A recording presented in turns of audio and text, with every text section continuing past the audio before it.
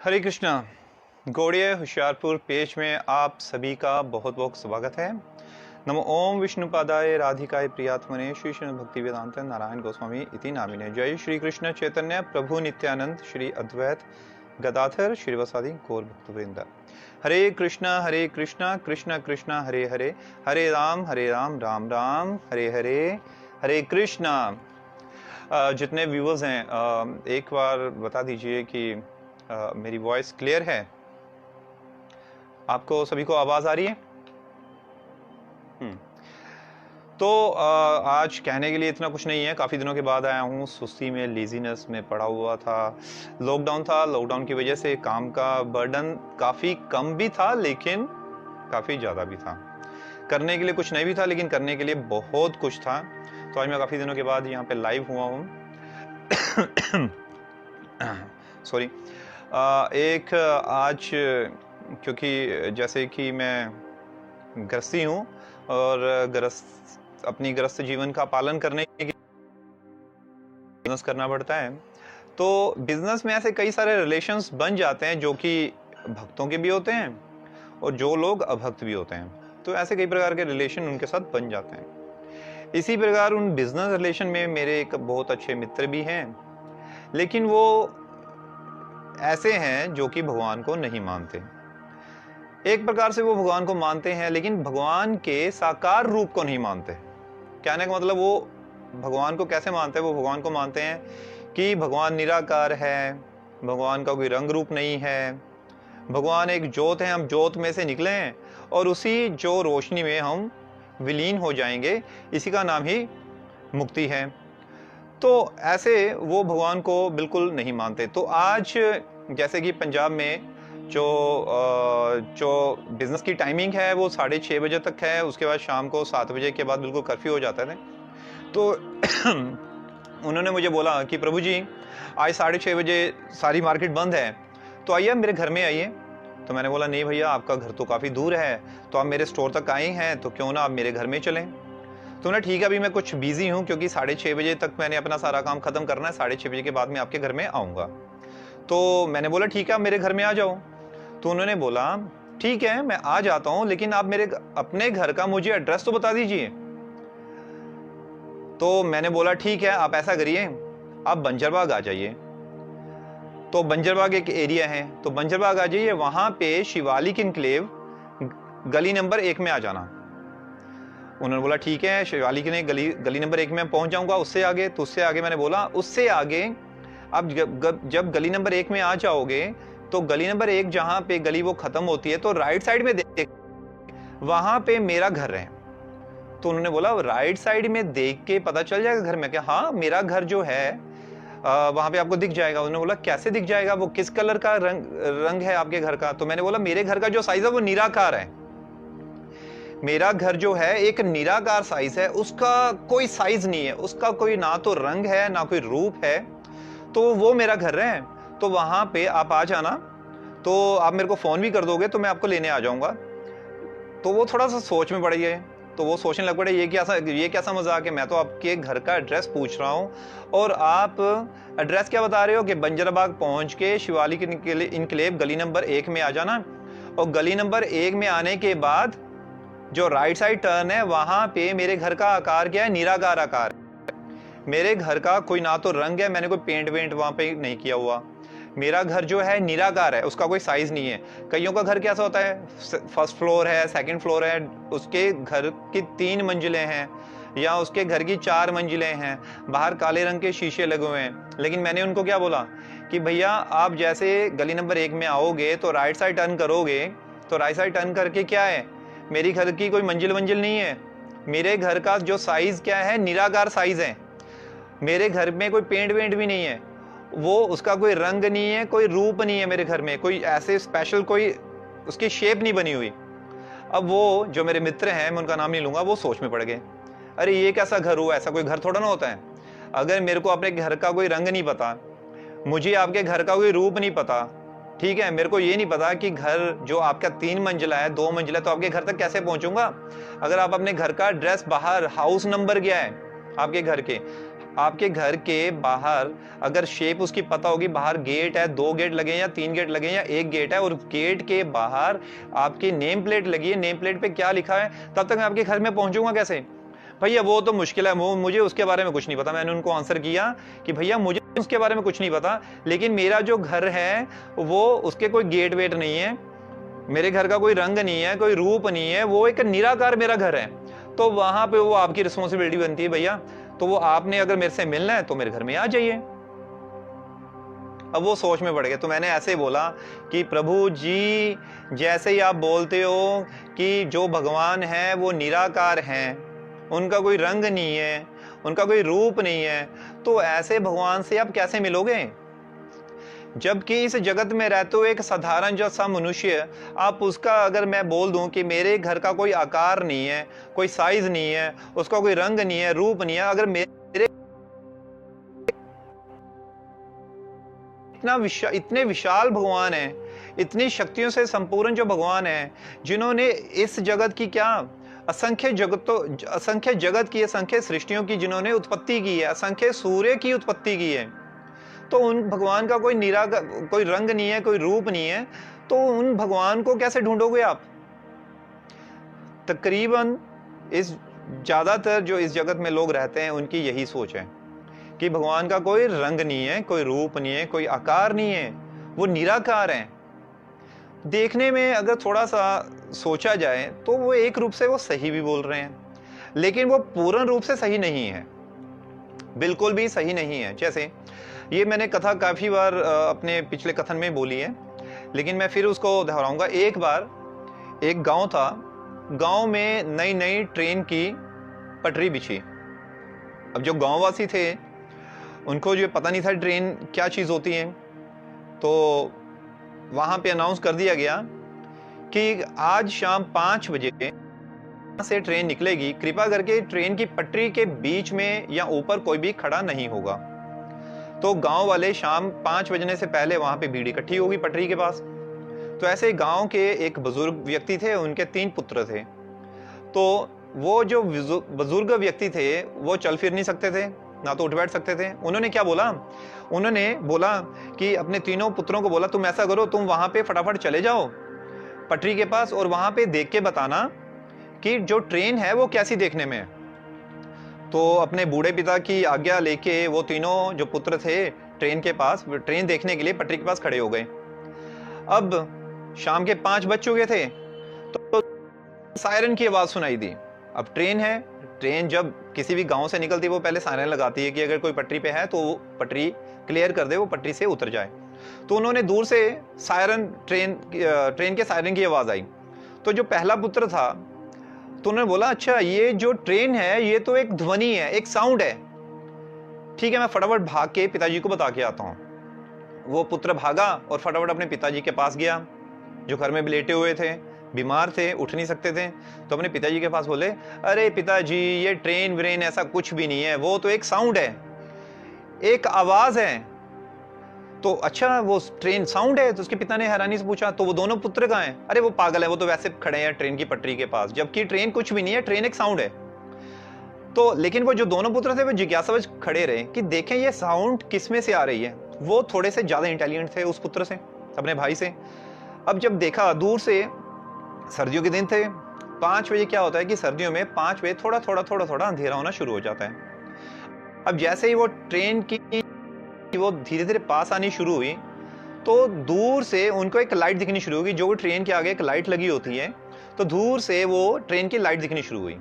जो दूसरा पुत्र था, दोनों भाई वहां पे खड़े थे, काफी सारी भीड़ खड़ी थी गांव वासियों की देखने के लिए ट्रेन क्या चीज होती है। दूसरे भाई ने देखा कि ट्रेन से एक लाइट दिख रही है और वो लाइट से वो साउंड आ रही है। तो उसने सोचा, अच्छा ये लाइट जो है यही साउंड कर रही है, तो यही ये ट्रेन है, इसी को ट्रेन कहते हैं।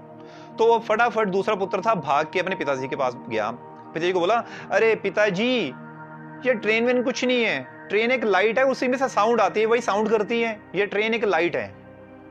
अच्छा, तो पिताजी सोच में अपने माइंड से इसके एक इमेज बनानी शुरू कर दी। पिताजी ने क्या इमेज बनाई कि ट्रेन एक लाइट है, वो लाइट का आकार ऐसा गोल सा है और उसमें से साउंड आती है। तो उसके पिताजी ने एक माइंड में एक पिक्चर बनानी शुरू कर दी ट्रेन की लेकिन जो तीसरा पुत्र था वो पूर्ण रूप से जिज्ञासु था। उसने सोचा, ये अगर लाइट जो आ रही है, लाइट क्या साउंड कर सकती है? लाइट की अगर साउंड कर सकती है, क्योंकि साउंड जो है उसके लिए मुंह चाहिए आवाज करने के लिए। उसके लिए कुछ भी ऐसा यंत्र चाहिए जिस यंत्र में से आवाज आ सके। तो इसका मतलब जो वो लाइट नहीं है, ये लाइट जहां से निकल रही है, जहां से साउंड आ रही है, जरूर उसके पीछे कुछ वस्तु होगी। तो क्या हुआ, वो डट के वहां पे खड़ा रहा। तभी दूर से देखा कि जो लाइट थी वो एक लोहे के डिब्बे में से आ रही थी, जिसको ट्रेन कहते हैं। लेकिन वो तब भी वहां पे डट के खड़ा रहा। जब जैसे ही वो ट्रेन पास में से निकली, देखा उसने ट्रेन के एक टायर लगे हुए हैं जो कि पटरियों के ऊपर घूम रहे हैं। उसको अच्छे से निरीक्षण किया, और जैसे ट्रेन पास से निकली तब उसने अच्छे से निरीक्षण किया, उस ट्रेन के अंदर एक व्यक्ति भी बैठा है जो उस ट्रेन को दिशा निर्देश कर रहा है, उस ट्रेन को चला रहा है। अब ऐसे वो पूर्ण ज्ञान लेके जब अपने पिताजी के पास पहुंचा तो उसने बोला कि पिताजी, ट्रेन जो है वो साउंड भी करती है, उसके बाहर लाइट भी लगी है। लाइट क्यों लगी है? वो दिशा निर्देश देखने के लिए कि आगे पटरी जो है वो पटरी पे ट्रेन अच्छे से चल सके। और उसके टायर लगे हैं, और उसको चलाने वाला एक ड्राइवर है।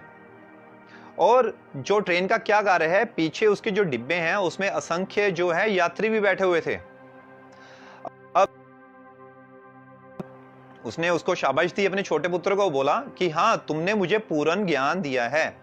अब इससे पहले जो दो भाइयों ने जो नॉलेज बताई थी कि ट्रेन एक साउंड है या ट्रेन एक लाइट है, तो क्या वो गलत थे? अगर उसका विश्लेषण किया जाए, देखने सुनने में वो भी बिल्कुल सत्य ही बोल रहे थे, क्योंकि जो कू की साउंड की आवाज आ रही थी वो भी ट्रेन ही से आ रही थी, जो लाइट आ रही है वो भी ट्रेन ही से आ रही है। लेकिन उनका जो ज्ञान है वो पूर्ण ज्ञान नहीं था। कहने का अर्थ क्या है? कहने का अर्थ ये है कि वो जो साउंड बता रहे थे वो ट्रेन से निकल रही थी, लेकिन साउंड को ही प्रॉपर ट्रेन मानना ये उनका पूर्ण ज्ञान नहीं था। जो लाइट आ रही थी वो ट्रेन से ही आ रही थी, लेकिन लाइट को ही ट्रेन मानना ये जो ज्ञान था ये अधूरा था।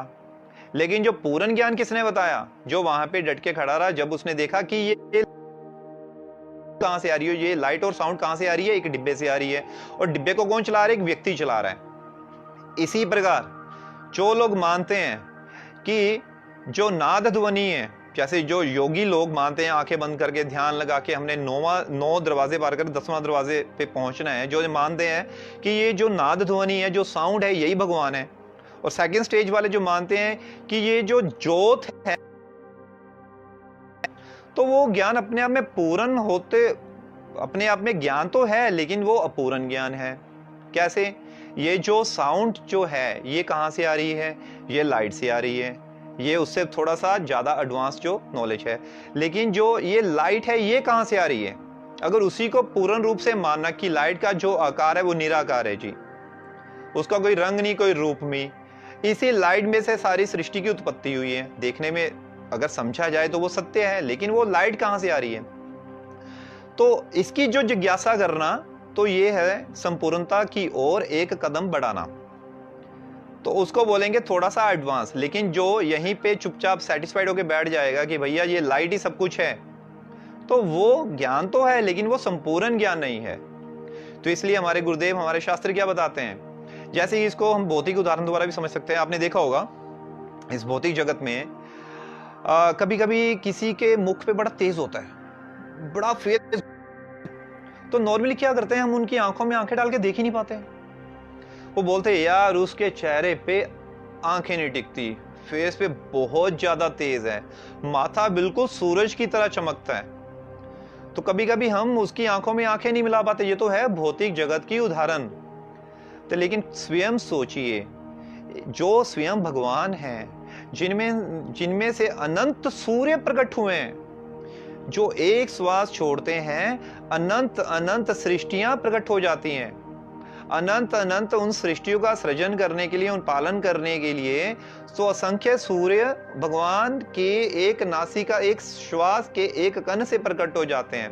तो स्वयं सोचिए, उन भगवान में जिनमें से असंख्य सूर्य प्रकट होते हैं, तो उन भगवान का तेज कितना होगा? वो इतना तेज होगा, इतना तेज होगा कि असंख्य जो सनलाइट है, जो उनको भी चकाचौंध करने के वाली लाइट होगी। ये बात मानने योग्य हो गई कि जिन भगवान में से असंख्य सूर्य निकले हैं तो उनका जो मुख का तेज होगा वो असंख्य सूर्य को भी मध्यम करने वाला होगा। कहने का मतलब है असंख्य सूर्य से भी ज्यादा तेज होगा।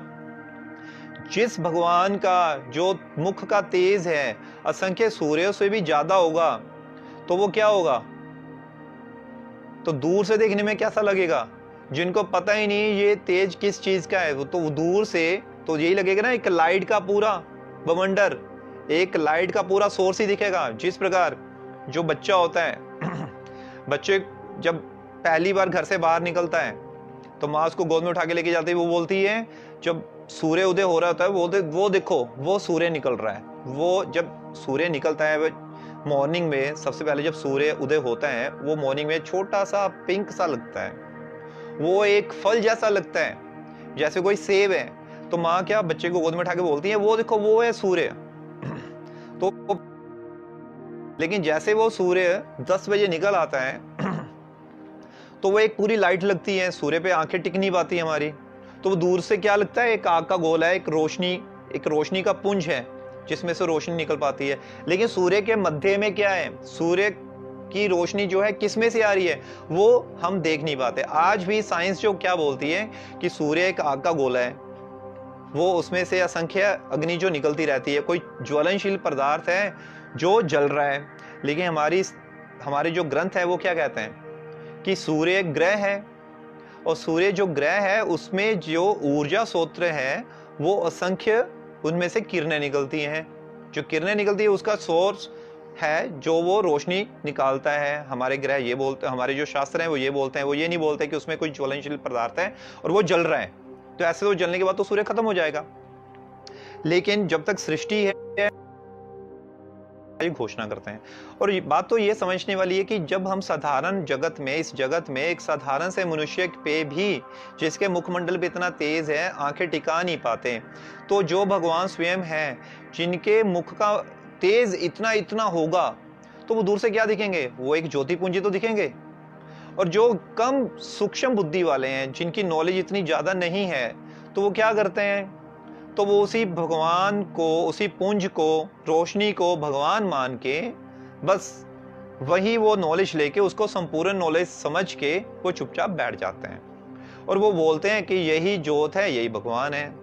लेकिन निराकार वाले क्या करते हैं, निराकार तो ज्योत को भी भगवान नहीं मानते, वो तो ज्योत को भी सोर्स ऑफ ये उत्पत्ति का कारण नहीं, अपने ये ज्योत को भी सृष्टि की उत्पत्ति का कारण नहीं मानते। वो बोलते हैं नहीं जी भगवान का आकार तो होता ही नहीं है, भगवान का कोई रंग रूप ही नहीं, तो वे तो निराकार है।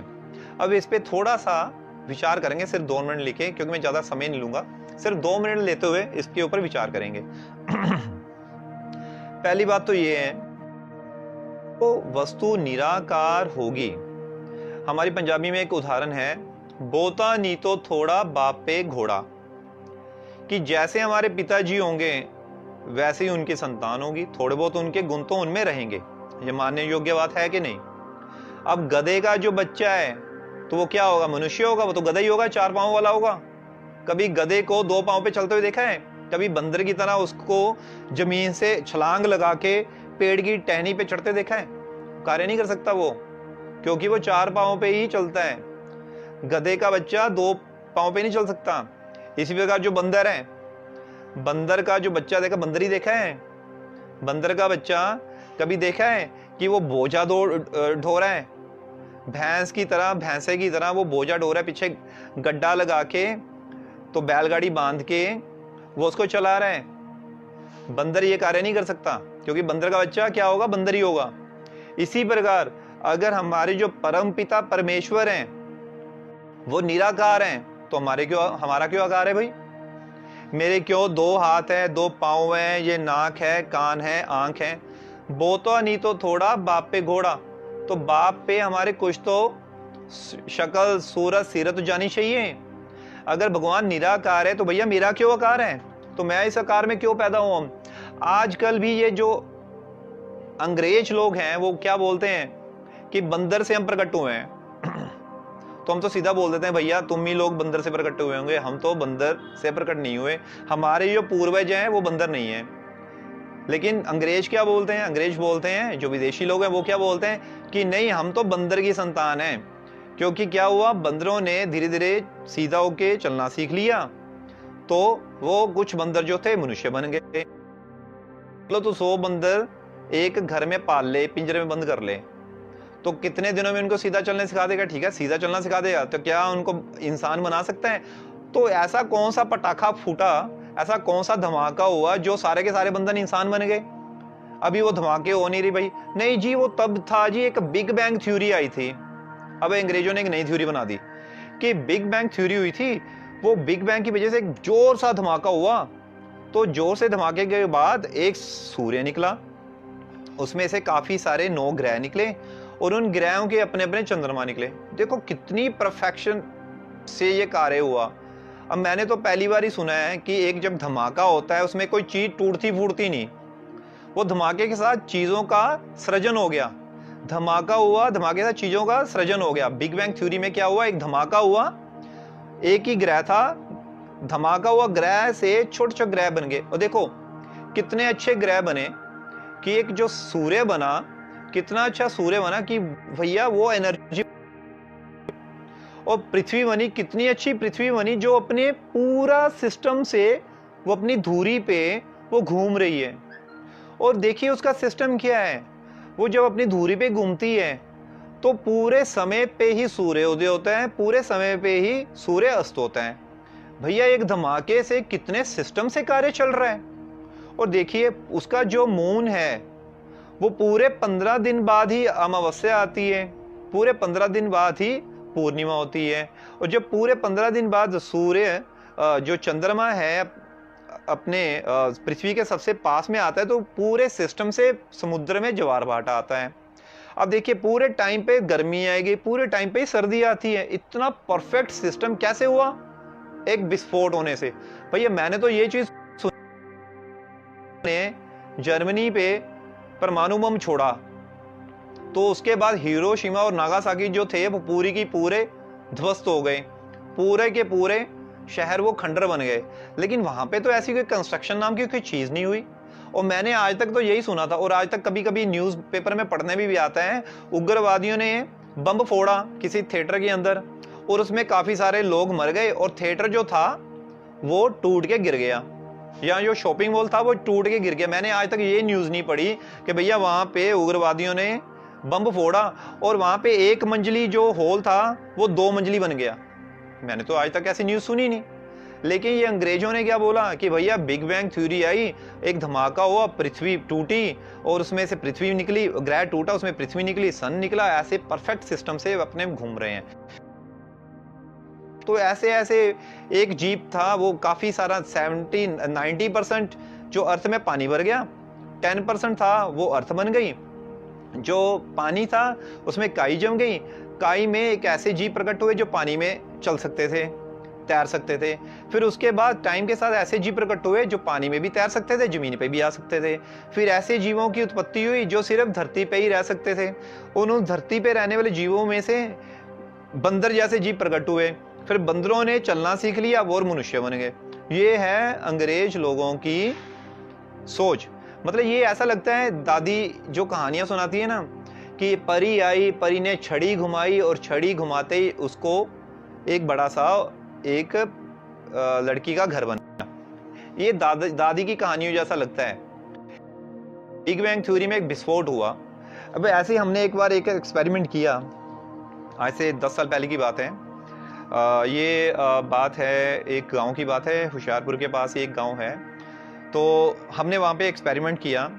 हमने एक सीमेंट की बोरी लेके आए, हमने एक चौराहे के बीच में सीमेंट की बोरी को खाली कर दिया, उसमें थोड़ी सी बजरी थी उसको मिला दिया, उसमें पानी भी डाल दी और 5-6 ईंटें थी उसके बीच में डाल दिए, सभी को मिक्स कर लिया। मिक्स करने के बाद उसको एक हमने बकेट में डाला। बकेट के डालने के बाद हमने नीचे पटाखे लगा दिए और सभी को वहां पे इनवाइट कर लिया। भी देखिए हम एक धमाका करने और धमाका करने के बाद यहाँ पे एक बड़ी सी बिल्डिंग बन जाएगी। और सभी क्या थे, गांव के लोग सारे आजू बाजू इकट्ठे हो गए हमारे। तो हमने क्या किया, जब देखा कि अब काफ़ी सारे लोग इकट्ठे हो गए हैं, तो हमने जो वो सारा एक मटेरियल हमने एक टब में डाला था, उसके नीचे पटाखे को आग लगा दी, एक बम का धमाका किया। और क्या हुआ, वो जो एक टब था वो एकदम उछला और उसमें से सीमेंट निकला और बिखर गया, नीचे ज़मीन पे आ गया। तुमने बोला हम तो फेलियर हो गए, हम तो कंस्ट्रक्शन ही नहीं कर पाए। लोगों ने बोला अरे भैया तुम मूर्ख हो गया, टब में ये सीमेंट, बजरी, ईंटें वगैरह मिक्स करने के बाद उसको नीचे फोड़ोगे तो क्या घर बन जाएगा? तो क्या होगा? डिस्ट्रक्शन होगी, ये ऐसे ही बिखरेगा। तुम्हें इतनी अकल नहीं है। तुमने बोला भैया यही चीज हम आपको समझाने आए हैं, जब धमाका होता है तो कंस्ट्रक्शन नहीं होती, डिस्ट्रक्शन होती है। कभी कोई चीज बनती नहीं है, बिगड़ती है। इसी प्रकार अगर ये बिग बैंग थ्योरी जो आप बोल रहे हो कि एक विस्फोट से ये सृष्टि का सृजन हुआ है, ये सूर्य बना है, अलग अलग ग्रह बने हैं, तो ये विस्फोट से नहीं बने, ये किसी ने बनाए हैं, और जिसने बनाए उसके पीछे एक कंप्यूटर से भी ज्यादा तेज चलने वाला माइंड है। और वो माइंड किसका है? उसको कहते हैं भगवान। लेकिन नहीं जी, भगवान तो निराकार है। अरे भैया अगर भगवान निराकार है तो उसमें माइंड कहां से आ गया? तो उसमें बुद्धि कहां से आ गई? उसमें कार्य करने के लिए हाथ कहां से आ गए? क्योंकि उसको, वो तो निराकार है, उसके हाथ ही नहीं है। नहीं जी, वो तो मन से सब कुछ कर सकता है। अरे मन कहां पे होने के लिए, मन का भी आकार है, मन होने के लिए भी उसको एक रूप धारण करना पड़ेगा। स्वयं सोचिए, हमारे शास्त्रों में लिखा गया है ये जो सृष्टि की उत्पत्ति हुई है, जब भगवान श्वास छोड़ते हैं, अब भगवान का आकार हम सिद्ध करने वाले हैं। भगवान ने सांस छोड़ी, ये देखिए मेरा ये एक फेस है, अब फेस में ये एक नाक है पकोड़े जैसा, मैं अपनी बात कर रहा हूं, भगवान की बात नहीं कर रहा। तो इसके एक नासिका से जब श्वास निकलता है तो ये एक छोटा सा कण निकला। अब आप देख सकते हैं एक छोटा सा कण मेरे नाक से निकला। अब ये शास्त्रों में बताते हैं कि जब भगवान श्वास छोड़ते हैं तो असंख्य कण निकलते हैं। वो कण क्या है? असंख्य ब्रह्मांड है, मींस असंख्य गैलेक्सीज हैं। तो एक ये गैलेक्सी निकली एक छोटी सी। अब ये जो छोटी सी गैलेक्सी है तो कितनी छोटी है? वो गैलेक्सी के अंदर एक सूर्य है और एक पृथ्वी है और उसके आजू बाजू काफी सारे ग्रह हैं, और उस पृथ्वी के ऊपर 7 महाद्वीप में से एक ऐसा महाद्वीप है जिसको बोला जाता है एशिया महाद्वीप। और उस ये छोटी सी जो गैलेक्सी है जिसके अंदर छोटी सी पृथ्वी है, उस पृथ्वी के ऊपर जो एशिया महाद्वीप है उसके बीच में है एक भारत देश। भारत देश में एक स्टेट है पंजाब। पंजाब में एक सिटी है छोटी सी होशियारपुर। अब आप खुद सोचिए, ये छोटी सी गैलेक्सी जो भगवान की नासिका में से निकली है, और नासिका में से गैलेक्सी निकलने के बाद उसमें जो इतनी बड़ी जो छोटी सी गैलेक्सी के अंदर एक अर्थ है, और अर्थ में एक एशिया महाद्वीप है, एशिया महाद्वीप के अंदर भारत है, भारत के बीच में एक स्टेट है पंजाब, पंजाब स्टेट में एक सिटी है होशियारपुर, होशियारपुर में एक छोटा सा एरिया है और उसमें एक ब्लॉक है, उस ब्लॉक में एक छोटा सा घर है। तो आप देखिए वो कितना कितना कितना कितना टाइनी हो जाएगा। और उसमें एक बैठा हुआ मेरे जैसा जीव, और वो क्या बोलेगा उसको? तो ये जो इतना बड़ा रूप है, अब खुद सोचिए, ये गैलेक्सी के अंदर छोटी सी पृथ्वी है, अब इसी को पृथ्वी मान लीजिए, छोटे से कण को, इसके ऊपर एक जीव बैठा है, तो भगवान को देखना चाह रहा है। मैं कितना सारा, मेरा जो साइज है कितना जूम हो गया, इस एक छोटी सी सृष्टि के आगे मेरा जो आकार है वो कितना जूम हो गया। अब इसके ऊपर जो छोटा सा जीव बैठा है जो कि आधा किलोमीटर से ज्यादा दूर की वस्तु देख नहीं पा सकता। खुद सोचिए, अब जब छत पे खड़े हो जाएंगे, अगर आपने दूर से देखना हो तो यहां तक कि आधा किलोमीटर या 1 किलोमीटर दूर तक आप देख नहीं पाते। क्या दिखता है? वो जी छोटे छोटे पहाड़ दिख रहे हैं, वो छोटे छोटे ना हरे हरे पेड़ दिख रहे हैं क्या, लेकिन वो क्लियर नहीं दिख रहे। हमें क्या हेल्प, किस चीज की? बायनाकुलर की हेल्प चाहिए, दूरबीन की हेल्प चाहिए, वो सिर्फ दूर के छोटे से पेड़ देखने के लिए। लेकिन यहाँ छोटी सी गैलेक्सी के ऊपर, छोटी सी पृथ्वी के अंदर हम छत पे खड़े होके ये सोचते हैं कि भगवान निराकार, निराकार तो लगेंगे ना।